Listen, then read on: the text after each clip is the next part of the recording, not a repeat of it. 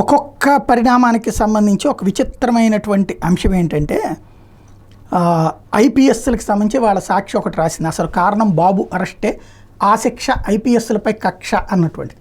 ఇక్కడ సమస్య ఎక్కడంటే ఆ ఐపీఎస్లను వేధించడం అనేటటువంటి కల్చర్, ఒకప్పుడు ఐఏఎస్ని వేధించినటువంటి కల్చర్ కాంగ్రెస్ పార్టీ స్టార్ట్ చేస్తే ఐపీఎస్ని వేధించిన కల్చర్ జగన్మోహన్ రెడ్డి స్టార్ట్ చేశారు.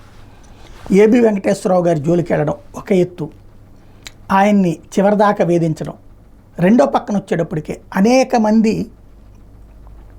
పోలీసు అధికారులు, అంటే కమ్మ సామాజిక వర్గానికి సంబంధించిన అధికారులు మెయిన్ స్ట్రీమ్ పోస్టులు లేకుండా చేశాడు. అంతకుముందు రెడ్లకు అన్యాయం జరిగిందని చెప్పినటువంటి జగన్మోహన్ రెడ్డి గారు తన అధికారంలోకి వచ్చాక కులాలకు అతీతంగా అందరికి ఇవ్వాలి కదా, అదేదో ఒక పార్టీ ఉంటే కమ్మకి, ఒక పార్టీ ఉంటే రెడ్డికి అనేటటువంటి ముద్రలు ఎందుకు? అన్ని కులాలకి సమాన ప్రాధాన్యం ఇచ్చి వాళ్ళు పని చేయకపోతే నువ్వు పక్కన పెట్టు, సమర్థులైనటువంటి అధికారులు కూడా పక్కన పెట్టుకొచ్చారు జగన్మోహన్ రెడ్డి. దాని ఇంపాక్ట్, దాంతోపాటుగా వేధింపు ఏబి వెంకటేశ్వరరావు గారు. ఇప్పుడు దానికి ప్రతీకారం వీళ్ళు చేస్తున్నది.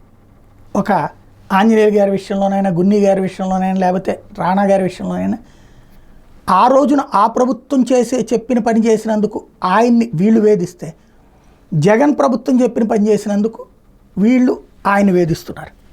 చివరికి పాలకులని నమ్ముకున్నటువంటి పాపానికి ఆ తర్వాతన శాపాలుగా మారుతున్నాయి తమ జీవితాలు అన్నటువంటిది ఐపీఎస్లు గుర్తుపెట్టుకోవాల్సినటువంటి పరిస్థితి తెచ్చిపెట్టారు.